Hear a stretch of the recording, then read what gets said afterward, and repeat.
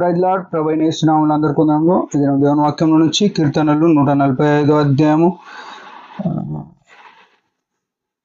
11, 12 వచనాలు, 13.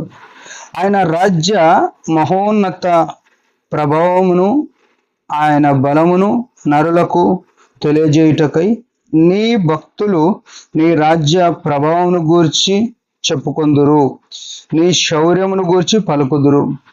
నీ రాజ్యము శాశ్వత రాజ్యము, నీ రాజ్య పరిపాలన తరతరములు నిలిచును.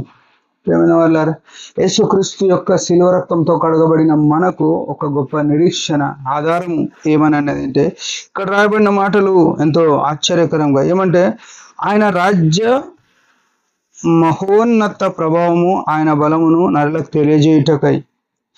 ఆయన రాజ్యం ఎంత గొప్పదో, ఆయన మహిమ ఎట్టిదో అనేది మనం అర్థం చేసుకోవడానికి యేసుక్రీస్తు లోకంలో పుట్టినప్పుడు ఒక నక్షత్రము గొల్లలకు, అడవిలో గొర్రెల కాపర్లకు ఉదయించి ఒక దూతతో బోధింపబడుతూ వచ్చినాడు. అంటే ఈ ప్రపంచంలో ఎంతో కోట్ల మంది పుట్టినారు, చచ్చిపోయినారు, ఇంకా బతుకున్నారు, ఇంకా పుట్టేటోళ్ళు ఉన్నారు. ఇంతమందికి ఎవరికి లేని ప్రభావము, ఆయన రాజ్యము, ఆయన ఘనత ఒక దూత ద్వారా, ఒక నక్షత్రం ద్వారా ప్రకటింపబడుతూ వచ్చింది. అందుకని మనం ఆయనను ఆరాధించి ఆయన నెచ్చించేవారు మనం ఉండాలి, ఆయనకు తగ్గి ఉండాలి మనం అని చూపిస్తాం. నరులకు తెలియజేటకై ఏమంట, నీ భక్తులు నీ రాజ్య ప్రభావం గురించి చెప్పుకుందురు, నీ శౌర్యం గురించి పలుకుదురు. ఆయన రాజ్యము, తూర్పు దేశపు జ్ఞానులు ఆయన రాజ్యమును, ఆయన శౌర్యము అంటే ఆయన స్థితి చూసి యేసు ప్రభు పుడతాడు అనే వారు జ్ఞానం ద్వారా తెలుసుకొని ఆ నక్షత్రం చూసి 2 సంవత్సరాలు ప్రయాణం చేసి, ఎవరి గురించి, ఒక మనిషి పుడతాడంటే ఒకరోజు ప్రయాణం చేసి అలాను అభినందించడం కష్టం.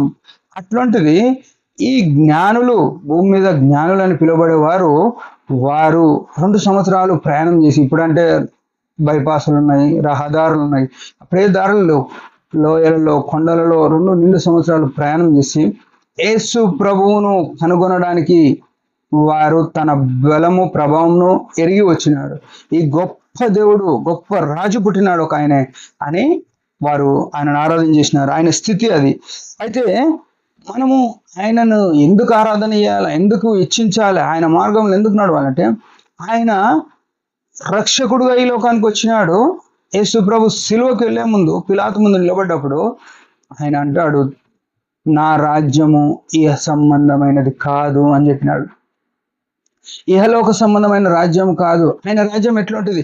ఈ లోక రాజ్యాలు ఎన్నో ఉన్నాయి. దానియేలు గ్రంథంలో చూస్తే మొట్టమొదట బంగారు ఒక విగ్రహం చూపించి బంగారు లాంటి రాజ్యము, ఆ తర్వాత ఇత్తడి లాంటి రాజ్యం, ఆ తర్వాత ఇనుము లాంటి రాజ్యం, ఆ తర్వాత మట్టి లాంటి రాజ్యం, ఇట్లా 4 రకాలుగా ఒక్క ప్రతిమలో కనబడితే, ఒక్కొక్క రాజ్యము ఒక్కోసారి కాలము గడిపింది, చరిత్ర సృజించింది, వెళ్ళిపోయింది. కానీ ఈయన రాజ్యం ఎటువంటిది? 13వ వచనంలో స్పష్టంగా, నీ రాజ్యము శాశ్వత రాజ్యము, నీ పరిపాలన తరతరములు నిల్చును. చూడండి, ఈ మాట మనం అర్థం చేసుకోవాల్సిన విషయం ఉంది. ఆయన రాజ్యము శాశ్వత రాజ్యం. ఆ రాజ్యము, ఆయన కట్టుకున్న రాజ్యం ఎటువంటిదంటే ఎప్పుడు ఉండేదే, అది గొప్ప విషయం. అంతేగాక ఆయన పరిపాలన తరతరములు ఉంటుంది. ఓ ప్రియమైన సహోదరుడా, సహోదరి, యేసుక్రీస్తు రక్తంతో కడగబడిన నీవు నేను ఎప్పుడైతే ఆ రాజును అంగీకరిస్తామో, ఆ రాజ్య మార్గంలో నడుస్తామో, ఆయన ఆ లయము కాని రాజ్యములో ఉండి తరతరములు పరిపాలన చేసినప్పుడు తన ప్రజలైన వారిని ఆయన తరతరములు కాపాడేవాడైనాడు కదా. ఈ గొప్ప అద్భుత సత్యము యేసుక్రీస్తు ద్వారా రక్షణ పొందినలకు భాగ్యము, ఔన్నత్యంగా ఉంది. ఎంత ప్రభావం కదా. ఈ లోకంలో ఏం చేసినా, ఏం తిన్నా, ఏం తాగినా, ఏం కట్టుకున్నా ఏమంటారు? బతకడానికి అనుకుంటారు. కానీ బతకాలనేది ఎక్కడున్నదంటే యేసు ప్రభు పాదాల చెంత బతకకపోతే, యేసు ప్రభు లేకుండా బతికే లేకపోతే ఆ శాశ్వత రాజ్యము, శాశ్వత పరిపాలన మనకు దక్కదు. గుర్తుపెట్టుకొని ఆ శాశ్వత రాజ్యం వైపు మన అడుగులు వేద్దాం. ఆయన మేము కొరకు జీవిద్దాం. దేవుడి మాటలు దీవించిన చిన్న ప్రార్థన. పరమ తండ్రి, యేసు ప్రభు నామములో వందనాలు. మాకు ఇచ్చిన ఆయుష్ను బట్టి స్తుతిస్తూ ఆరాధిస్తున్నాం. శాశ్వత రాజ్యం వైపు, శాశ్వతుడైన రాజు నా మా జీవితము విధేయత కనపరిచి నీ యందు ఆధారపడి నడవగలరు సహాయపడమని యేసు ప్రభునామమున స్తుతించి ప్రార్థించాడు వేడుకుంటాం తండ్రి. ఆమేన్. మీరందరి పరిచయం గురించి భారంగా ప్రార్థించండి. Praise the lord.